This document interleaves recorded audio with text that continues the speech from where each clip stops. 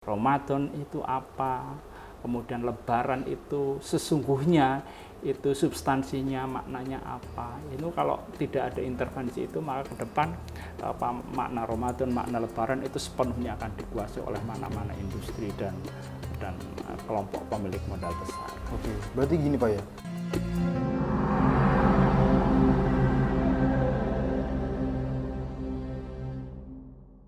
Bapak Ahmad Mutakin, selamat datang Bapak. Selamat datang. Bagaimana juga. kabarnya Pak? Alhamdulillah baik. Alhamdulillah. Gimana Pak puasanya? Lancar? Lancar, alhamdulillah. Alhamdulillah. Jadi gini Bapak, di segmen kali ini kita bakal ngobrol-ngobrol menyoal tentang satu tema yang menarik banget, yaitu Lebaran dan standar sosial. Jadi gini Bapak, dalam kacamata sempit saya memandang bahwa antara Lebaran dan standar sosial ini selayaknya dua saudara Pak. Jadi apabila ada Lebaran datang, itu diiringi dengan standar sosial. Lah kan berarti seolah bisa dikata bahwa Lebaran itu pasti identik dengan standar sosial, dan di situ tuh sangat kuat sekali standar sosial yang ada. Nah menurut Bapak sendiri, yang membuat standar sosial tadi itu apakah agama atau budaya atau barangkali masyarakat itu sendiri Pak? Ya, Lebaran itu pada dasarnya itu kan sebuah selebrasi ya, sebuah perayaan umat Islam setelah menyelesaikan puasa selama 30 hari. Nah, umumnya selebrasi gitu ya, itu awalnya adalah ekspresi atas kegembiraan ya, karena telah melakukan perjuangan yang lumayan panjang. Nah, sebenarnya dalam konteks agama itu tidak ada standar gitu ya, tidak ada bentuk yang baku bagaimana melakukan selebrasi, itu tidak ada. Nah, tapi kemudian ini kan khas ya di Indonesia. Lebaran itu telah mengalami pergeseran gitu ya, dari yang tadi adalah semacam selebrasi atau semacam perayaan gitu ya, setelah kemenangan yang diperoleh selama Ramadan itu kemudian bergeser bukan hanya persoalan agama di Indonesia itu, tetapi di situ sudah berkelindan bertumbuk dengan budaya, kemudian ekonomi, bahkan ini sudah menjadi bagian dari kebijakan publik gitu ya. Karena kemudian Lebaran itu hanya di Indonesia itu kemudian diselenggarakan secara kolosal, massal gitu. Hampir seluruh resources, sumber daya yang dimiliki oleh masyarakat, oleh negara itu diarahkan untuk mendukung pelaksanaan Lebaran gitu ya. Dan yang lebih menarik sebenarnya, Lebaran selebrasi ini dilakukan bukan hanya oleh mereka yang beragama Islam, tetapi hampir seluruh warga Indonesia gitu. Apapun agamanya, tua kecil gitu ya, semuanya kemudian memposisikan Lebaran itu bukan hanya momentum agama gitu ya, tetapi ini sudah menjadi bagian dari tradisi gitu ya, menjadi bagian dari kehidupan masyarakat, dan ini sudah menjadi agenda politik sebenarnya, karena kemudian negara hadir gitu ya, negara hadir terlibat dalam rangka penyelenggaraan Lebaran. Nah, jadi kalau dalam titik ini saya berpandangan bahwa Lebaran itu sudah bergeser gitu ya, perayaannya gitu ya, sudah bergeser dari nilai-nilai keagamaan gitu ya, dari momentum keagamaan menjadi momentum sosial, politik, budaya. Nah, ketika sudah bergeser dari nilai-nilai agama itu, maka domain Lebaran bukan hanya spesifik dimiliki oleh umat Islam, tetapi sudah menjadi agenda besar nasional gitu ya, yang dirayakan, diselenggarakan oleh masyarakat, oleh negara secara bersama-sama. Nah, saya kira dalam pengertian ini Lebaran gitu ya, Idul Fitri itu menjadi ruang yang terbuka bagi siapapun gitu ya di Indonesia itu untuk merayakan. Bahkan mungkin saja mereka yang tidak berpuasa, mungkin saja gitu ya, atau mereka yang tidak beragama Islam misalnya, itu kemudian merasa memiliki dan memanfaatkan momentum Idul Fitri itu sebagai ajang bertemu dengan keluarga, teman-teman, reuni, silaturahim dan seterusnya. Saya kira ini menjadi hal yang positif saja gitu ya, sepanjang kemudian Lebaran itu dimaknai sebagai ruang sosial gitu ya, yang kemudian mempertemukan banyak orang, mempertemukan sanak keluarga gitu ya, dalam satu momentum kebersamaan yang dalam konteks negara itu diposisikan sebagai hari libur nasional gitu ya. Gitu ya. Jadi boleh dikata itu Pak ya, Lebaran itu jadi momentum yang jamak ya Pak? Betul. Iya, bukan domain, bukan hanya milik orang Islam gitu, tapi sudah menjadi bagian dari kehidupan warga negara gitu. Lalu seperti ini Pak, dalam kehidupan kita bermasyarakat itu kan kok bisa Pak ya, kayak Lebaran itu menjadi momentum meningkatnya rasa cemas, kemudian minder dan tekanan sosial atau juga tekanan ekonomi menurut sebagian orang, itu kenapa Pak? Ya, jadi ini lebih kepada tradisi, kebiasaan gitu ya, dan Lebaran kemudian dijadikan sebagai tolok ukur gitu ya, tolok ukur bagi masyarakat. Jadi kayak gini, di masyarakat kita kan memiliki tradisi bermigrasi, berpindah tempat untuk merantau ya, berpindah tempat untuk mencari penghidupan yang layak ke kota-kota besar gitu ya. Kemudian masyarakat desa yang umumnya yang di desa itu hanya tersedia kegiatan aktivitas ekonomi dalam bidang agriculture, pertanian, itu kemudian berpindah ke tempat-tempat atau kota-kota besar untuk mendapatkan pekerjaan atau kehidupan yang layak, kira-kira begitu. Nah ini kan secara sejarah ini kan sudah berlangsung cukup lama, karena dulu gitu ya, dulunya itu di Indonesia itu pekerjaan itu tersedia di kota-kota besar. Nah sehingga ini yang kemudian memicu perpindahan penduduk gitu ya, perpindahan orang dari desa gitu ya, dari kampung ke kota-kota besar. Nah karena ini sudah berlangsung cukup lama, maka kemudian kota besar kemudian bekerja di sektor formal di kota itu kemudian menjadi standar ekonomi gitu ya. Jadi kira-kira orang akan disebut sukses itu ketika ia terlibat atau menjadi bagian dari pekerjaan formal yang tersedia di kota. Nah, jadi kira-kira dulu itu ada semacam pernyataan yang tidak tertulis, itu orang sukses itu adalah mereka yang hidup di kota atau mereka yang bekerja pada sektor-sektor formal yang hanya tersedia di kota. Sementara di kampung, di desa itu kan hanya tersedia kegiatan ekonomi, agriculture gitu ya, pertanian, perkebunan dan sejenisnya. Dan dulu dianggap bekerja pada sektor-sektor ini itu dianggap bukan sebagai kesuksesan gitu ya. Nah, karena ini kemudian karena ini sudah berlangsung cukup lama, ini kemudian membentuk kesadaran baru di masyarakat bahwa kota itu adalah tempat kesuksesan. Pekerjaan formal di kota itu adalah kesejahteraan kira-kira. Nah ini yang kemudian mendorong masyarakat kita itu meninggalkan desa, meninggalkan kampung, kemudian menuju ke kota-kota besar. Nah persoalan kemudian adalah ketika di kota-kota besar itu standarnya itu kemudian berubah gitu. Orang sejahtera ya kira-kira kalau mereka memiliki kepemilikan material tertentu gitu ya, ya uang atau properti lain gitu ya. Nah sehingga ketika orang sudah merantau itu maka akan dianggap sukses gitu ya.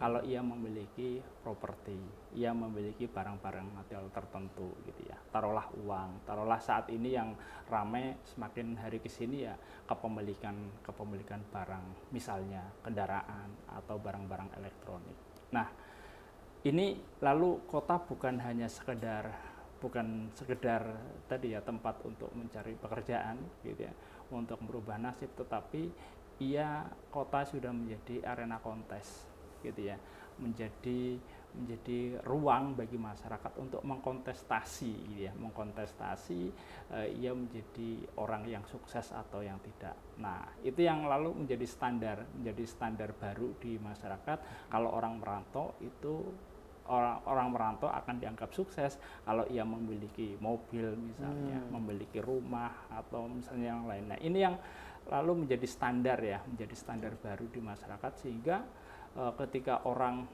sudah merantau gitu, dia sebisa mungkin itu akan menunjukkan kalau dirinya itu sukses dengan menunjukkan kalau dia memiliki barang-barang tertentu itu tadi itu. Nah, momentum yang paling tepat untuk menunjukkan dia memiliki barang A, B, C dan seterusnya itu adalah Lebaran gitu.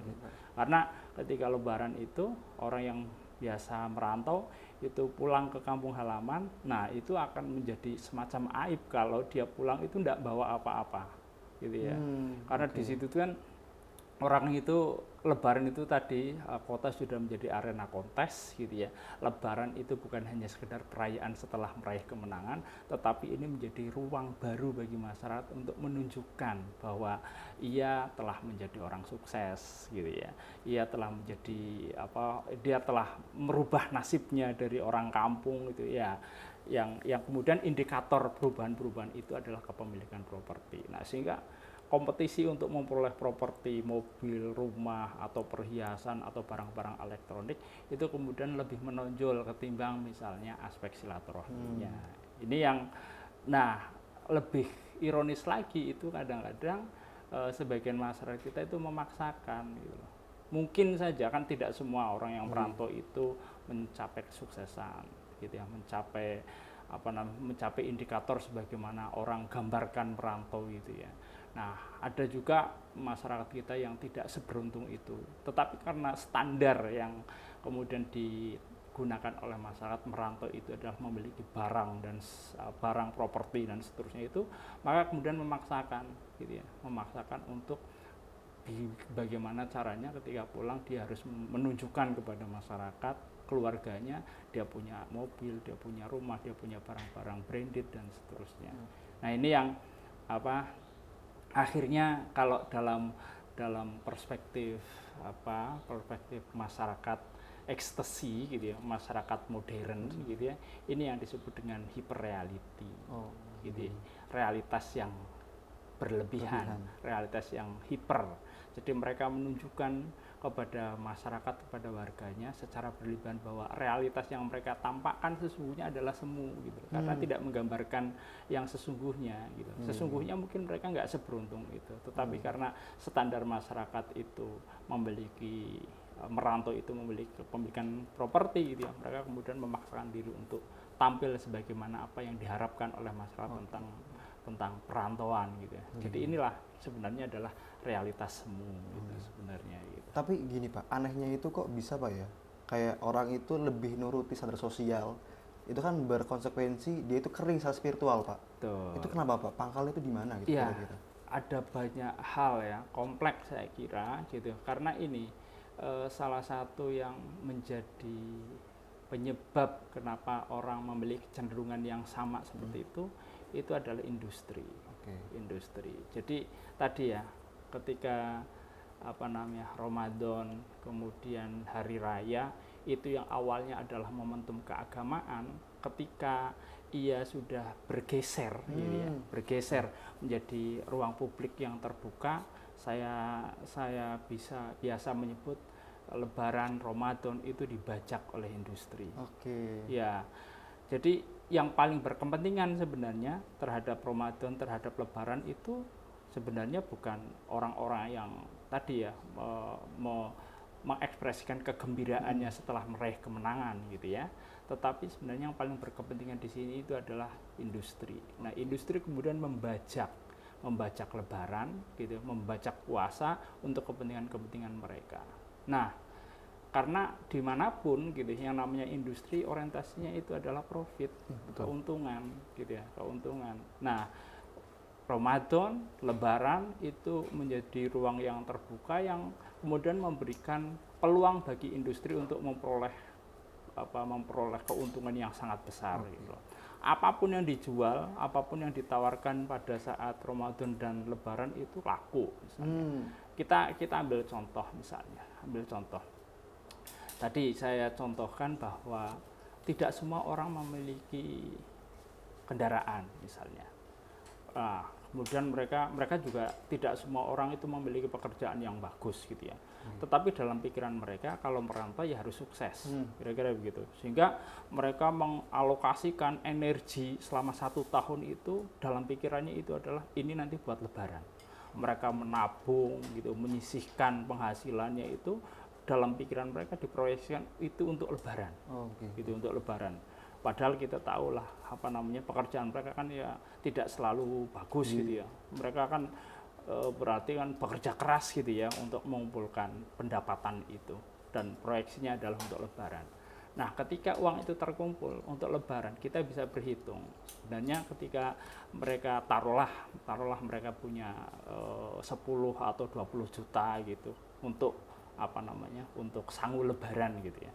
Sebenarnya dari uang itu sebenarnya yang paling banyak mendapatkan gitu ya keuntungan dari belanja dari 10 juta itu siapa? Kita bisa berhitung. Misalnya orang yang tinggal di kota-kota besar, misalnya Jakarta, dia pulang misalnya dari ongkos, dari biaya untuk mudik gitu. Biaya untuk mudik itu alokasi yang terbesar itu sebenarnya bukan untuk kepentingan keluarganya sendiri gitu ya. Tetapi misalnya adalah untuk dia harus memaksakan diri untuk rental misalnya, rental mobil misalnya. Kita bayangkan di hari Lebaran itu rental mobil sehari itu taruhlah 500.000. Mereka pulang misalnya 10 hari, udah untuk biaya operasional, biaya rentalnya udah 5 juta. 5 juta, belum lagi BBM-nya. Lah kemudian jajan-jajannya, apakah jajan-jajan yang mereka bawa adalah jajan-jajan yang disediakan oleh kelompok-kelompok, misalnya adalah kelompok UMKM? Enggak, mereka itu bawa makanan-makanan yang diproduksi oleh industri gitu ya, roti dan seterusnya itu karena produk-produk industri. Nah, maka kita bisa membayangkan, pertanyaan sederhananya adalah siapa sih penyedia rental mobil itu siapa? Apakah ada kelompok UMKM yang menyediakan itu? Kemudian siapa yang menyediakan makanan-makanan branded gitu ya, konsumsi branded itu? Apakah kelompok UMKM? Enggak. Mereka yang menyediakan mobil rental itu adalah kelompok-kelompok pemilik modal besar. Kemudian makanan-makanan itu adalah industri gitu. Sehingga kemudian belanja paling besar yang dialokasikan oleh keluarga pada saat Ramadan gitu, itu adalah untuk mengkonsumsi atau untuk membiayai produk-produk yang dikeluarkan oleh industri. Nah, maka Lebaran Ramadan itu begitu menguntungkan, bukan bagi masyarakat secara umum, tapi sebenarnya itu lebih menguntungkan bagi kelompok-kelompok industri dan pemilik modal besar. Nah, sekarang kan pertanyaan sebenarnya yang paling diuntungkan dari Lebaran dan Ramadan itu siapa? Apakah masyarakat Muslim secara umum atau sebenarnya adalah industri? Nah, pemaknaan Lebaran yang sudah sedemikian rupa, Ramadan yang sedemikian rupa, yang saya sebut telah dibajak oleh kepentingan oleh industri. Untuk apa? Untuk memperoleh keuntungan yang paling besar. Alokasi belanja yang dikeluarkan oleh keluarga Muslim selama Lebaran dan Ramadan itu sebenarnya paling banyak dinikmati oleh kelompok industri. Ini yang kemudian menjadi kritik buat kita. Harus menjadi kesadaran baru ke depan. Lebaran Ramadan itu betul-betul kita kembalikan lagi kepada makna yang paling mendasar sebagai tempat penyucian diri gitu ya, bermuhasabah gitu ya, terus membangun empati gitu ya, bukan kemudian justru mengikuti makna-makna yang tadi dibajak oleh yang namanya industri. Oh gini Pak, jadi saya jadi teringat Pak atas satu tulisan dari Agus Sunyoto. Beliau itu pernah menulis terkait soal ketika agama itu dikawinkan dengan ekonomi sehingga menimbulkan akronim yaitu religionomik katanya Pak. Tadi seperti yang Bapak tadi utarakan. Lalu gini Pak, di agama Islam kan ada Pak ya kayak nilai-nilai soal kesederhanaan. Ini kan bentuk counter daripada budaya konsumtif. Ya. Tapi kok bisa Pak kalah kuat dengan budaya konsumtif saat Lebaran itu? Ya, karena itu tadi ya, kampanye yang dilakukan oleh industri itu kan luar biasa. mereka menggunakan berbagai macam media, teknologi yang hari ini menjadi arus utama masyarakat kita.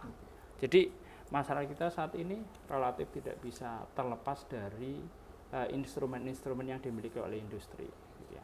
Televisi, kemudian media sosial, gitu. Itu semuanya adalah instrumen-instrumen yang dimiliki oleh industri, oleh pemilik kapital besar.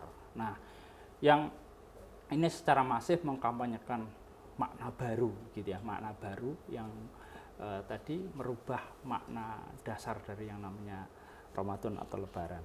Nah, ironisnya kemudian masyarakat itu larut dalam situasi itu, tidak kritis, gitu ya, memanfaatkan, memahami kepentingan industri, kepentingan pemilik modal besar itu secara tidak kritis. Bahkan di beberapa tempat itu ya, mereka menggunakan simbol-simbol, ikon-ikon industri itu sebagai sebuah identitas baru misalnya gitu. Ini kan apa namanya? Banyak orang kemudian mengatakan ini adalah kebudayaan, keterkejutan budaya, keterkejutan budaya yang dimiliki atau yang dialami oleh masyarakat yang sebelumnya bertradisi agriculture, bertradisi religius, itu kemudian mengalami kekagetan budaya karena ada produk-produk dari industri yang terlihat begitu memukau. Nah, tadi mereka kemudian memiliki banyak sekali media untuk melakukan kampanye secara masif. Nah, ini yang tidak diimbangi oleh kelompok-kelompok, taruhlah tadi ya, kelompok muslim intelektual itu yang menyampaikan, mengkampanyekan bahwa nilai Ramadan, nilai Idul Fitri gitu, itu sebenarnya adalah soal empati, kebersamaan, gitu ya. Kemudian berpihak pada kelompok-kelompok rendah, kelompok-kelompok lemah. Itu kampanye kemanusiaan seperti itu tidak memiliki ruang yang memadai, gitu ya, sehingga kemudian ruang-ruang publik itu ditutup atau dipenuhi oleh kampanye-kampanye yang dilakukan oleh kelompok industri. Nah, karena kampanye yang terus-menerus ini kemudian menjadi kesadaran baru, gitu. Menjadi standar baru bahwa yang namanya Lebaran itu ya harus menggunakan barang-barang branded, harus menggunakan properti yang yang kita sebut itu berlebihan itu. Nah, ini kalau tidak ada perubahan signifikan ke depan itu akan semakin meminggirkan makna Ramadan, makna Lebaran, gitu ya, meminggirkan jadi mungkin menjadi pinggiran ya makna tadi tentang makna puasa, makna Lebaran sebagai silaturahim itu menjadi makna-makna pinggiran. Lalu kita lihat kok, misalnya nanti di Lebaran itu kan banyak sekali forum-forum baru, ada reuni lah, ada silaturahim lah. Apakah kemudian di situ reuni dalam pengertian menyambung silaturahmi, menyambung persaudaraan, gitu ya, ketemu keluarga besar, apakah di situ tuh menyambung persaudaraan dibanding misalnya adalah kontestasi tadi, kontestasi mobil, kontestasi perhiasan, kontestasi jabatan dan seterusnya. Ini kan sesuatu yang sudah sangat berbeda, melenceng jauh dari makna Lebaran dan Ramadan itu sendiri. Nah, kondisi ini tidak akan berubah kalau kemudian kelompok-kelompok misalnya adalah agamawan, kemudian intelektual, gitu ya, orang yang memiliki kepedulian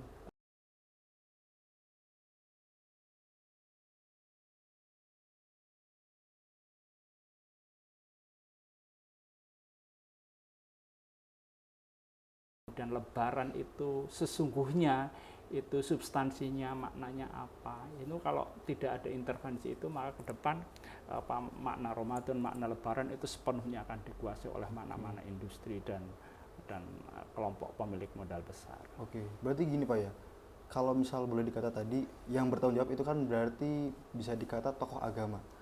Ya, salah satunya. Oke, berarti ada apa? Kalau salah satunya berarti kan ada hal lain. Itu apa kira-kira? Ya, apakah? Jadi ya tokoh agama, kemudian intelektual, mahasiswa itu juga Jadi ada kelompok-kelompok kritis gitu ya, kelompok-kelompok kritis yang bertanggung jawab untuk melakukan penyadaran baru kepada masyarakat, melakukan edukasi kepada masyarakat bahwa puasa kemudian Lebaran itu memiliki makna yang lebih substantif, gitu ya. Harus mengembalikan, merevitalisasi makna itu. Nah, kalau ini tidak dilakukan, itu ke depan itu akan menjadi lebih kacau lagi, gitu ya. Lebaran, puasa itu maknanya itu menjadi lebih dikuasai sepenuhnya oleh industri. Nah, kalau industri itu kan ya tadi itu saya sebut bahwa yang namanya industri itu apapun jenisnya orientasinya adalah untungan gitu. Lah kalau mereka itu mungkin saja bisa aja dalam sebuah broadcast itu saya pernah melihat itu kan betul ada hadis Nabi yang mengatakan bahwa kalau manusia mengetahui pahala Ramadan, maka manusia akan berharap Ramadan itu terjadi sepanjang tahun. Itu betul, itu adalah makna dari hadis Nabi itu. Karena kita mengetahui keutamaan Ramadan, gitu ya, maka kita berharap setiap mungkin kita enggak berharap Ramadan itu usai karena begitu mulianya bulan Ramadan itu. Nah, ini kemudian digunakan oleh industri, gitu ya. Kenapa? Karena Ramadan itu dengan berbagai macam momentum yang tercipta itu begitu menguntungkan mereka. Lah mereka kemudian menggunakan kalau manusia tahu keutamaan Ramadan, maka manusia akan berharap, akan meminta kepada Tuhan untuk menjadikan sepanjang tahun itu Ramadan. Itu disitir oleh industri, ya karena mereka itu menganggap gitu ya, menilai gitu ya, memposisikan Ramadan itu secara ekonomik itu begitu menguntungkan. Apa sih yang enggak dibeli, apa sih yang enggak laku di bulan Ramadan itu? Atas nama puasa, atas nama buka puasa, atas nama kemuliaan, apa saja barang-barang itu kan dibeli di bulan Ramadan itu. Nah, ini menguntungkan menguntungkan industri. Bahkan sampai itu Pak ya, kalau semisal umroh di bulan Ramadan itu 2 kali lipat Pak harganya. Nah, kurang lebih kayak gitu itu. Umroh di bulan Ramadan bisa 2 kali lipat. Umroh di luar bulan Ramadan harganya normal.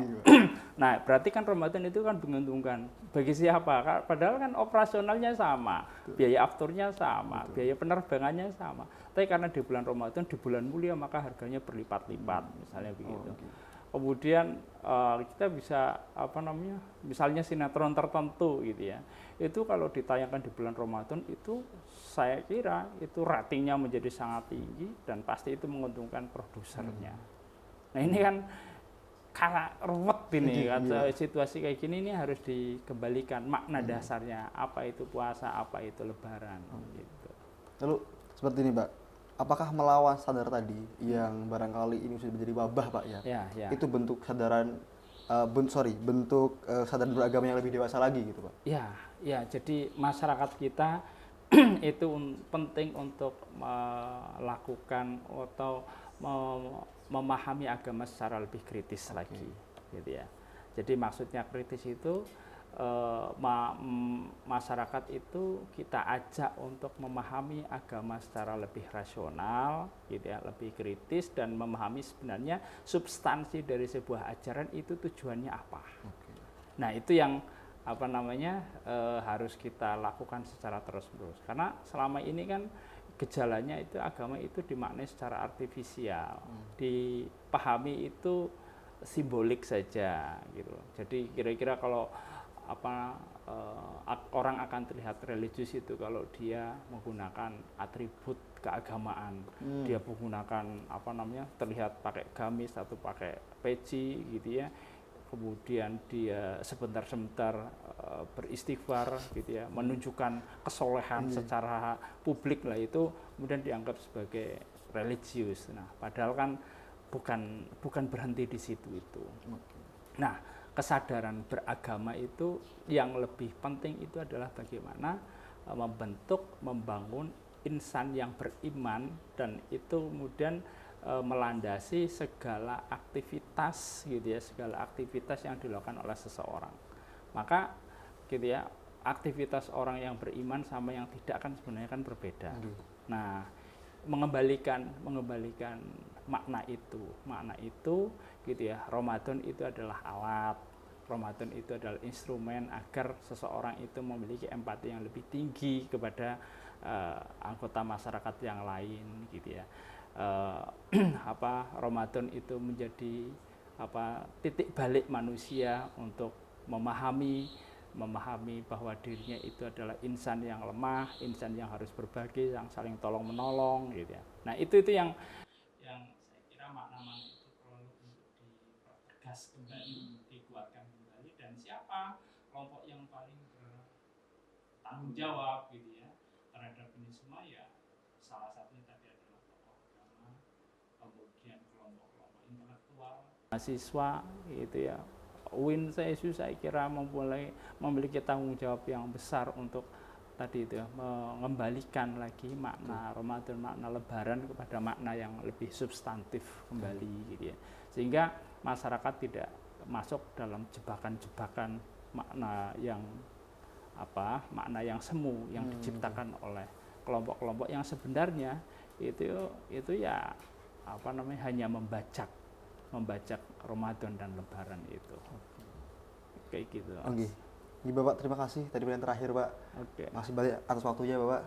Ya, sama-sama. Semoga Bapak di bulan puasa ini dilancarkan puasanya dan semoga bisa kembali tadi Pak menemukan makna Lebaran yang sebetulnya. Oke, ya sama-sama. Terima kasih. Iya, Pak. Terima kasih.